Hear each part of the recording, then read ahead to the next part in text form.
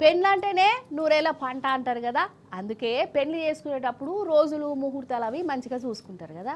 అయితే ఒక జంటకు పెళ్లి ఫిక్స్ అయిందోళ్ళ పెళ్లి రోజు రానే వచ్చింది. ఏర్పాట్లు గీర్పాట్లు అన్నీ అయిపోయినాయి. కానీ అంతనే పెళ్లి పిల్లకు పెద్ద యాక్సిడెంట్ అయింది. దవాఖానలో పడ్డది. అట ఇంకేమైందో మీరు చూడాలి.